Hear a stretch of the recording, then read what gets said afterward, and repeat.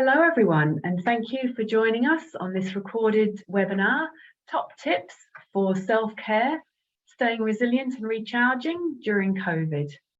The presenters today are myself, Fiona, and Lisa, and this webinar is being brought to you from our West Leederville office in Western Australia.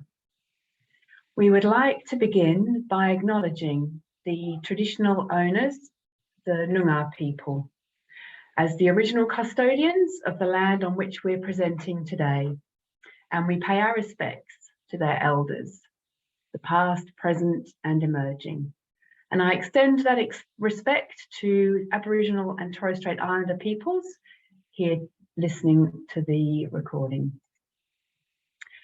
Current news and COVID-19 updates can sometimes feel overwhelming, and you may be experiencing higher levels of stress and anxiety than usual.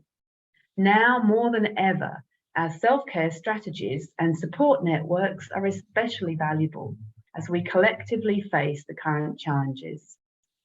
So this webinar will be sharing our advice on how to understand what's going on, how it's affecting us, and how to positively navigate times of change and uncertainty, and also how to support those around us. But please be aware that the information discussed today in this webinar is very general in nature and does not take into account personal circumstances or situations. You should consider whether the information is appropriate for your needs, and where appropriate, we do suggest that you seek professional advice. If you or someone you know is experiencing a crisis situation, please contact Lifeline on 13 11 14 or emergency services on 000. So let's get started. As I said, I'm Fiona and I'm a counsellor here at Relationships Australia in West Leederville. And I will be honest, our first scheduled live date for this webinar was postponed because I came down with COVID. So I have got real experience in terms of what we're sharing at the moment with COVID. And yes, Lisa, would you like to say hello? Hi everyone. I'm Lisa. I'm one of the counsellors here as well at Relationships Australia. And again, similar to Fiona, when we rescheduled this webinar, amazingly, I also happened to be the one who came down with COVID on that occasion. So quite ironic. Yes, isn't it? It's affecting us all so much. And we're just going to start with a personal check-in. So as you're listening to this, just encouraging you to check in with yourself as far as how are you feeling right now. It's important for us to kind of get that awareness. What's going on? Do you feel like you're quite relaxed, just kind of able to live life as usual? Or are you finding you're worried and maybe waking up at night or waking up early in the morning? I certainly feel like I'm going between the extremes sometimes, kind of trying to stay in the middle as much as I can. But yeah, sometimes I do feel really worried about what's going on and how it's affecting myself and my family. Lisa, how about yourself? Yeah, similar to you, Fiona, I find myself bouncing around a little bit. And you know, yesterday, even after COVID, I still had a bit of a sore throat, so I had to check in with myself on what that was about and recalibrate a little bit. Yes. Yeah, so hopefully, yeah, just checking in with yourself and yeah, getting an idea of how you're feeling right now is helpful.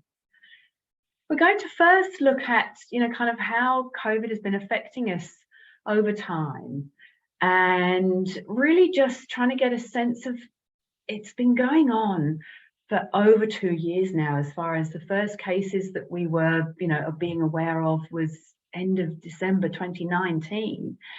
And so it's a long time, and it's also affecting the whole world. So it does feel like a bigger thing than we're used to. It's not just getting a cold or a flu and it's just us that's sick and we have to worry about maybe the immediate people around us or our work colleagues. This is affecting the whole world. It's affecting us politically, economically. A lot of us might well be fed up with it by now. Can't we have a conversation about without COVID coming up, we might be a bit bored of it in that respect. Some of us are still stressed by it, or maybe getting more stressed by it, given the cases now are high in Western Australia at the moment. And that's something that we weren't experiencing for a while at the start of the worldwide feeling. So it does affect us all differently in that respect. So this webinar is an opportunity for us to look at the issue, to understand it better, and maybe to find some fresh perspectives. We'll explore the way that COVID has affected us as individuals and how the interplay of physical health and mental health carries out as well in our lives. And then towards the end, most importantly, we'll share some ideas on how we can keep some sense of what feels like normalcy amidst so much uncertainty and change. And so especially with the context of it's taken, it's been affecting us for 2 years already, and it does seem like it's going to be ongoing into the future. So I'll hand over to Lisa now, who's going to talk a little bit more specifically about the health aspects. Thank you, Lisa. Yeah, thanks, Fiona. I mean, Fiona just has also mentioned one of the biggest things for us has been a constant adjustment to changes since the pandemic began. And for some people now, it's almost being experienced as a little bit of fatigue or exhaustion as a result of some of those changes, and particularly demands on how we, live in a new way for many people. The other aspect to this really is for those of us who maybe already have had some pre-existing conditions, maybe some mental health conditions, some disability, or maybe some physical conditions as well. And those kind of aspects of our lives already can feel quite full in managing those, or in understanding them, or finding our own coping mechanisms around those. And so when COVID's kind of entered into the picture, it's also added another layer of demands on maintaining health or maintaining our well-being. So when it first arrived, for some people there was a real sense of increased vulnerability, and for others it was the first time maybe they felt quite vulnerable. And so we've sort of learned that a part of that has been understanding our vulnerability, and for some that might have been, we've had to make appointments, we've had to adjust to having those appointments over the phone or over the internet, embracing new technology or technology itself that we weren't as familiar with, and that actually is an additional demand in terms of how we learn and how we take on board that new information. For some people it's meant, just thinking about someone I'm aware of, making an appointment for a vaccination was a very big thing because sensory overload was something that they had to deal with. And so asking for those needs to be accommodated is an additional demand. For other people, wearing masks has been very challenging, whether it's been that they've chosen to wear masks regularly, or whether it's been that actually wearing masks is not within their current abilities to do. And so that can add an additional strain as well, being aware of how the other people are interacting or with us. So maybe feeling that little bit of maybe stigma or discrimination. The other thing that I guess is quite relevant as well is that for people who maybe have experienced some trauma or already have relatively high levels of stress, then we do find in these times that there can be a feeling of living with the threat of that actually exacerbating and increasing our stress levels. For others, they may have even experienced some loss during this time. So adapting to those constant changes, those increased demands, that getting your head around new information, it can all become quite unsettling. And when we can't become unsettled or there's uncertainty, we can have a little bit of a tendency maybe to become a little bit more rigid in how we think, or a little bit more set in our ways sometimes, and that can pose a few difficulties. I guess one of the things to be really, for awareness around is that health itself is such an individual experience. We all experience the flu very, very differently. And being able to relay that kind of information about what our individual experience is, we can often assume or think certain things, but in fact how we're experiencing is at such an individual level, and our values around our health is also very individual. Thank you, Lisa. And so I wonder, in terms of that general feeling that we're speaking about, is there a real life example maybe that you'd feel comfortable sharing as far as how we can manage these aspects of our personal health and the community? Sure. I'm mindful of someone, who I had quite a close connection with, who really struggled to wear a mask and had to come to some realization for themselves that in fact wearing a mask was not possible. So for them, it was a real adjustment around how to be in this world, how much they exposed themselves or did not expose themselves to social situations, and how much of that they then, when going into those situations, were able to come away from it afterwards and recollect themselves, be aware of them, of the impact on themselves, but also separate out what other people might think and what they themselves thought. It comes again, it's quite a demand, but it's almost like a slowing down of awareness to bring things into awareness regarding those impacts. The other thing I think that in terms of that example is being able to ask for, or be able to be aware of what their individual needs actually were.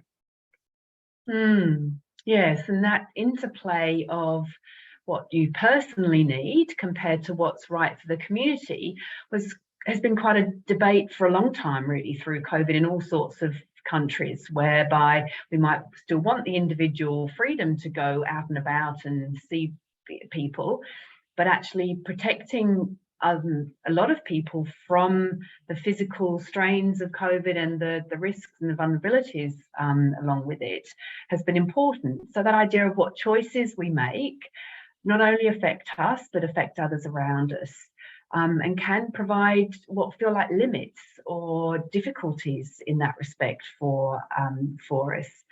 And of course, Lisa has mentioned a few times around, we are all experiencing this differently, whether it's how we think about it or how we experience the physical aspects of it. It's a very individual experience for us. And so really important that we can, try and understand the importance in our relationships of having some tolerance around different views or different experiences, and really making sure that we find what we have in common and what we can work with together, rather than focusing on any difference of opinions, which become sometimes quite kind of polarized, which does impact our relationships. And so this slide has a lot here, a lot of words, and we'll leave it up for a little while. Just encourage you to see what words are ones that you can relate to. And Lisa, are you happy just to talk to these a little bit? Oh, I think what I noticed, Fiona, is that when I'm looking at those words, there's some of those words that maybe are come with them more difficulties or more negative impacts for us. And again, it's that sense of needing to acknowledge those without necessarily becoming totally that. So I'm mindful when I'm looking at those words. There's also some words that bring a lot more meaning and connection is one of those words, kindness, the different ways that maybe we've even needed to be more creative, and other parts of ourselves that we can also embrace, those parts that perhaps have more of a positive way. So we can acknowledge the negative impact, but we also can embrace the positive aspects that we've maybe started to discover a little bit more about ourselves as well. That's a great balanced way of being able to think about it, because ignoring the fact that we're stressed or feel disconnected isn't going to help us. You know, we do need to be able to acknowledge that and be able to think about that ourselves, and maybe acknowledge that with those around us, at the same time as being able to find some resources to be able to connect in a new kind of way. And we'll certainly talk about that towards later on in this webinar as well. But the picture in the middle there, that overwhelm, I think, is a common experience for a lot of us, where it does feel like it's getting hard, whether we're in work today or whether we're working from home, or whether we are able to take the kids to what activity they've got, or whether we can catch up with friends, and is it in the house or is it in a location. There's been so many things that have felt quite chaotic for us over the last few months. So we do need to take some time and acknowledge that, and also build on what we can. Yeah, I think taking up from that as well is the impact that has on our relationships, and on the way that we communicate with one another. We often have those really competing needs as well. That you've mentioned, and we've talked a bit already on that constant change and the adaptation that we're going through. And with that, there's a certain amount of what I would call change fatigue as well. So when we're experiencing that can have an impact on our relationships. We can find ourselves in this underlying almost stress kind of level as well, because we're not sometimes even as conscious of or aware of how many different changes and different ways of approaching things that we're needing to do. So just even a part of that is that puts a strain on sometimes our relationships. Maybe we're being surrounded by people in isolation all the time, and we're not used to having we might even enjoy their energy, but we're around it all the time, and it has a different meaning for us. We might be, having children around us all the time with lots of noise, all those different elements that can be quite cumulative. And so our communication becomes really important, being able to recognise what our needs are, but then also communicating those in a way that is very respectful and kind, respectful of ourselves, but also respectful of others, who also are going through this at the same time simultaneously. So right. And sometimes it's hard, isn't it, when we're so conscious of that kind of high level of stress for ourselves. It's kind of hard, isn't it, to slow ourselves down and to actually just kind of take a breath and think, okay, this isn't normal. This isn't what I'm used to. This feels like a higher level of angst in myself and around me. So what do I actually need for myself so that I can still be kind, that I'm not snapping and cross about the dishes left in the kitchen sink when they normally would get either not seen or, get put away. So those little things sometimes, particularly in family life, whereby we are maybe spending more time with each other, whether we're working from home, whether we're in isolation, and, sometimes for a family, it might be almost 4 weeks where people can't get out, in terms of the first person who's a close contact and isolating, then someone getting it, then a few days later someone else. So it can end up that we can get quite a lot of weeks where we are quite crammed in, and that does affect our relationships, doesn't it? Yeah, and we could be going from one thing to the other and not even be aware of that, or be aware of that build up that's happening around us. Maybe a whole lot of people demanding or wanting a whole lot of different things happening all at once, and we're trying to fulfill all those competing needs, and also not necessarily even be aware of our own needs. So Like, I'm just really mindful of a recent situation, and it's a small example, but it's an example of when I went to Bunnings. It was hot. I was wearing a mask. I was getting kind of a bit over it all. And then I'm driving home, and I can, lots of energy on the roads of people being upset. I get home and I open the door, and my son straight away asked me a question, and I just wanted to respond very curtly. So I'm kind of mindful now that, in fact, there's an element of needing to check in with ourselves regularly on where we're at. Check in. I know for me, when I'm stressed, my jaw clenches, I breathe shallow, my shoulders are up around my ears rather than down.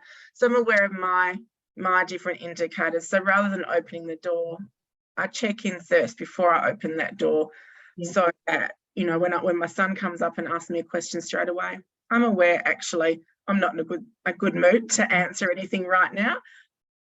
So I can respond like that. I can respond rather than react to the situation. And I can respond and say, actually, just a minute, I want to hear your question, but I'm just going to I'll be back. Yeah. Doesn't have to be huge, but when we check in with ourselves, we bring things into our awareness, and therefore we can be more intentional on how we respond to situations. Pressing that stop button, having a bit of a pause, and then re-entering into situations and into those relationships. And as you're saying, that was going through my mind is, actually, I could get into a better habit for myself of that check-in, because sometimes at the moment I'm on my phone because I'm not catching up with people in person maybe as much as I normally would be able to. So the messages are coming through, or you feel like you need to check in and, how's that person going or whatever. But actually to put that to one side for maybe even just 30 seconds, not that long, and just to check in with myself first before I'm checking in with other people.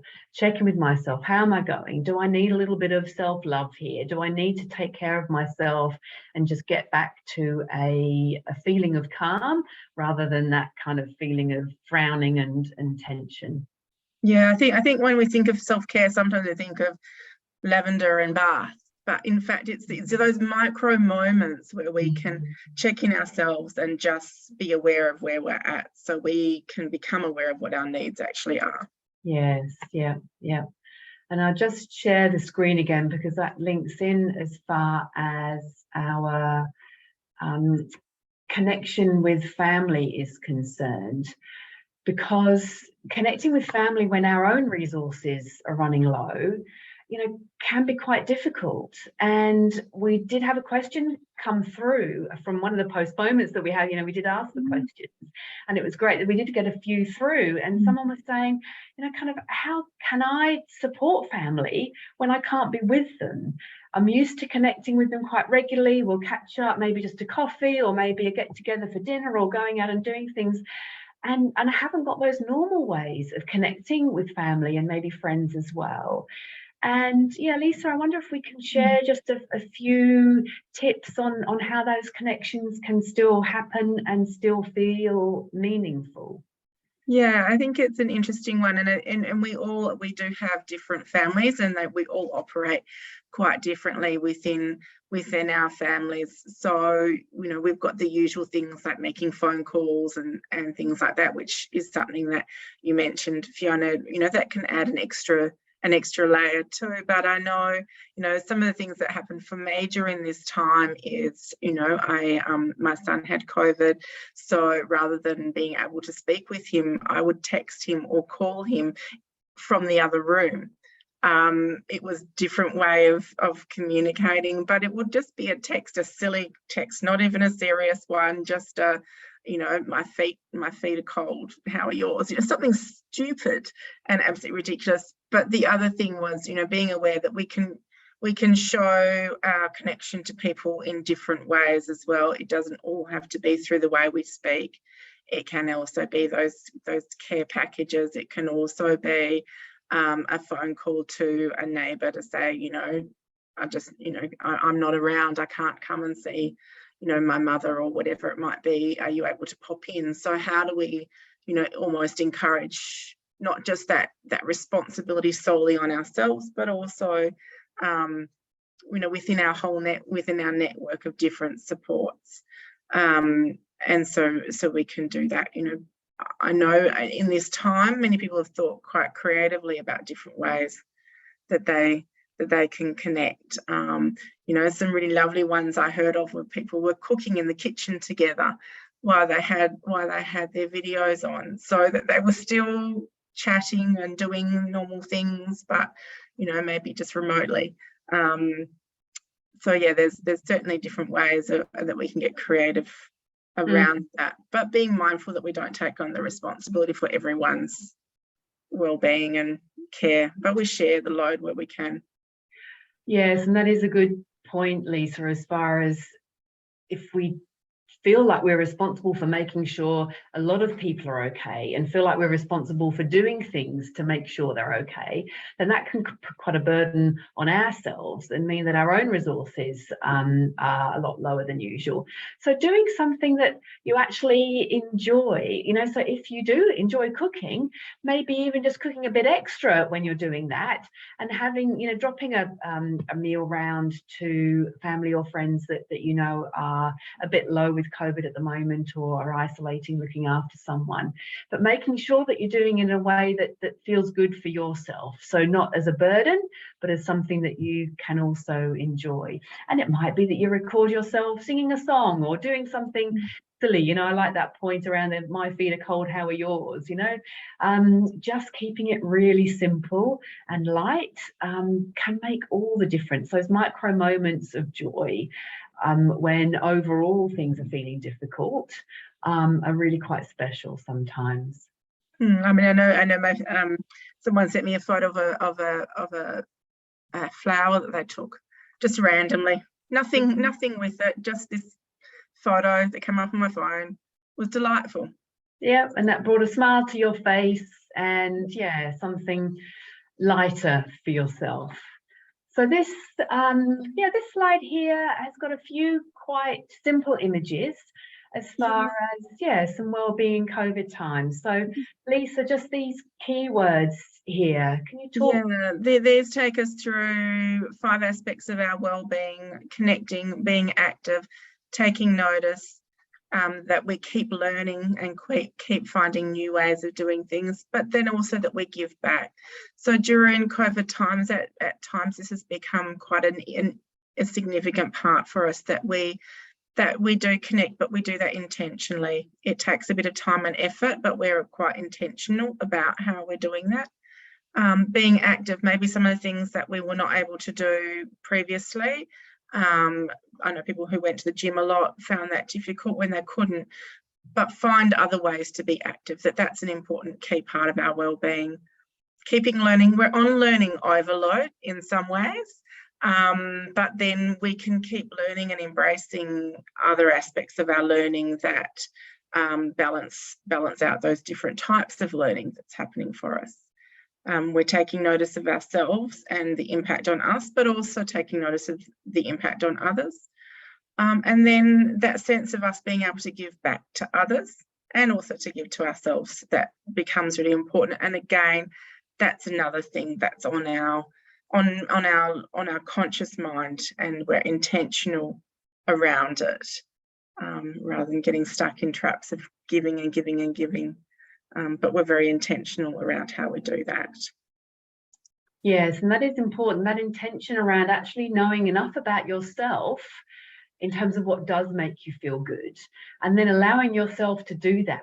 Sometimes some of us, feel like we're being selfish if we're taking care of ourselves, but we're not. Self-care is not selfish. Self-care is what we need to do. We give that to others, and we do need to give it to ourselves as well. So really kind of understanding ourselves in terms of what we need. So rather than giving top tips in terms of the lavender and bath, kind of self-care, we wanted to take a different angle on this as far as actually some key terms around helpful ways of thinking about how to look after ourselves. So self-care isn't just an add-on. I'll get to that tomorrow or next week. I'll schedule it in for first of the month. It's actually something that if we can build it into our normal way of living, really does make a difference. So that's a really good point, because I know when I've spoken to you about self-care, it's like, oh, another thing I have to do, another thing I have to add to my list of things to do. And that becomes more of a burden rather than actually taking that step back and looking at how we do take care of ourselves in our everyday. yes, that's right. That's right. So it can be simple as working out what you listen to. And as an example for me, I was finding if I was listening to serious podcasts on the way to or from work, it kept my brain in quite a serious, overloaded kind of feel. So I switched it and I put on something that's a, naff 80s pops tune list, and just listen to that, and I find my feet are lifted and my shoulders back, and I get home in quite a different mood in comparison. So it's quite a simple thing to do, but it does make all the difference as far as our ability to kind of think healthily and have that emotional openness by the time we get home. Yeah, I was thinking similar. I was actually listening to a podcast who was talking about the clothes that we wear, and I've just gone through that stage of working from home a lot, and then also having had COVID, and I'm in my grey tracksuit pants and my sloppy clothes and things, and this person was speaking about colour and the importance of colour, and I was really aware that in fact I hadn't been wearing any colour, I'd just been in my greys. And so it's as simple as, okay, be conscious and aware, I'm going to put something colourful on today. Silly, but it actually changes our mood. Yes, I don't think it's silly at all. I think it's simple, but it can really make such a difference. And one word that we've got here as well, as far as flexibility, we were speaking earlier around sometimes how we've got quite rigid maybe in our thinking along these times. We feel like we know what we think about COVID and how people should be handling it. And we end up with sometimes quite fixed ways of thinking, because it kind of feels like we have to hang on to something certain. Something has to stay the same in times of chaos and uncertainty. So for us to take care of ourselves and still be able to keep a little bit of flexibility when it's helpful, or enough flexibility so that we can think, yeah, that actually isn't working for me anymore. Can I change? Can I gradually just build something in to my usual routine that will look after me? Yeah, and I'm, as you're speaking as well, it's that mindful, and I'm looking at other words there around adjusting our expectations, but also that word about compassion. So, I know for myself, I'd have had COVID, so now I'm feeling better. I'm feeling good, but am I actually totally able to take on everything and do everything that I did prior to having had COVID?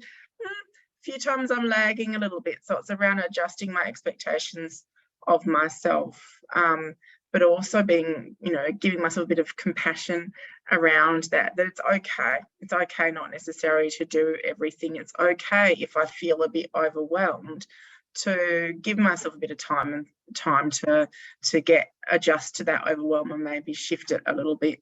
But I can also be compassionate towards others as well, who might also be feeling that I can check not only my expectations about myself, but maybe my expectations of others as well. I know my son, he kind of really struggles with isolation and not having all his peer group all the time. So, I'm okay with it. I'm okay with having time to myself, but it's such a struggle for him. So a little bit of compassion towards him around what that demand has been for him.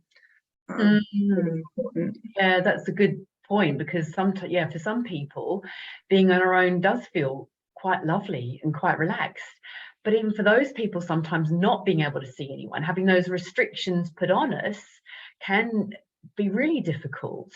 And so that idea of making meaning of what's happening for ourselves, so that we can understand, oh yeah, actually, I really like being around people, and I really like being able to be spontaneous and just catch up with people if I want to. But now I'm noticing that that's hard for me, that I can't do that anymore. And so that feeling of mental resilience is important as well. How do we keep ourselves able to adjust so much? We've talked about this constant change, or this, kind of almost the world flipped around as far as how we're dealing with this pandemic. And so our mental resilience around it is important. And we're feeling a bit fatigued, aren't we, Lisa? That idea of, do I still have to cope with this? Gets hard. Yeah, and I think that's what we've spoken about quite a bit today, is that cumulative effect of this. And one thing that remains is some uncertainty that does happen. And when we have uncertainty, there can be, as we've mentioned, that sense of wanting to keep things quite rigid. So we can get some certainty, we can kind of get some control over things. But when there is this constant change, in fact, when we can soften into that, maybe be a little less rigid, maybe be able to move with change, and have that time to transition between things, to adjust, we give ourselves that space to do that. That's when our mental resilience can come in a little bit more. I heard a really interesting comment the other day around life is also around not just about being in the moment or being yourself or whatever. It's also about doing, but it's not just about doing either. So we need both together. We need to be and we need to do. We need to be ourselves, we need to connect with ourselves, we need to understand ourselves and be aware of what's going on for ourselves. But we also need to have some action too. So, that we can do things that are meaningful for us, that we can put in place our self-care. And that gives us that sense, or assists us with our resilience. We can recognise our strengths and apply those strengths. Yes, it is important, isn't it, to know what works for us, what does help us feel resilient in that respect. And so, we want to just encourage you, as you're listening to this, to reflect and think, okay, what is my tried and trusted pick-me-up? And we've had a question around, Lisa, would you be able to read out the question that we wanted to talk to at this point? So we had a question around any suggestions for dealing with brain fog that we've experienced during and after COVID. That's one thing I think for me that I did have during COVID. I did have some brain fog.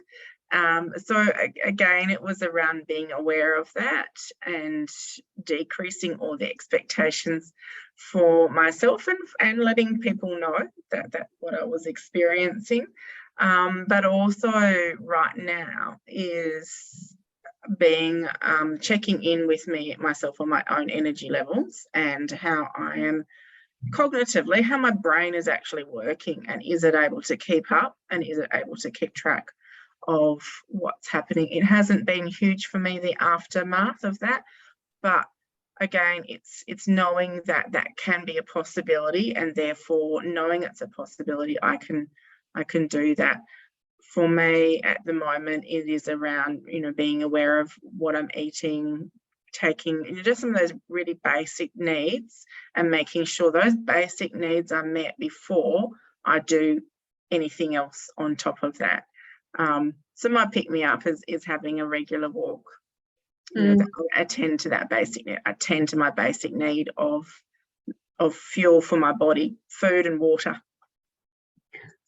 Yeah, so those basic things are certainly important. And I was thinking, as you were saying, that I have been experiencing brain fog while having COVID and since, and actually having some compassion towards myself and allowing for the fact of just saying, oh yeah, that is because my body and brain are dealing with a lot more than they normally would be. And so let's just take a step back, not expect so much of myself, because it's okay that I'm not able to do everything that I normally would have expected of myself, and to come back to some basics. What do I enjoy? I enjoy sitting in my chair, comfy chair, with my dog on my lap, and maybe having a chat with a family member, or a cup of tea, or someone on the phone, or watching something simple on TV, or listening to music. So those basic things at home where you can still enjoy them are great, as well as going out, walking, maybe having that kind of physical exercise. So lots of ideas there, hopefully, as far as, yeah, being able to look after ourselves and those around us during this time. And Relationships Australia WA has also needed to be a bit flexible as far as we've adapted some of our services. We're offering more video conferencing service, counselling and phone counselling compared to face-to-face, which we still are doing. We're offering webinars like this, and really just trying to make sure that we are able to respond when people are saying that they're needing something slightly different, rather than staying too fixed in what we've always done. And so just to end here, a big thank you for all of you for watching this today. We hope that, you know, some of the concepts we've shared and the ideas we've shared with you have been helpful for yourself or people that you know, because we are acknowledging that this is a challenging time at the moment. Thank you.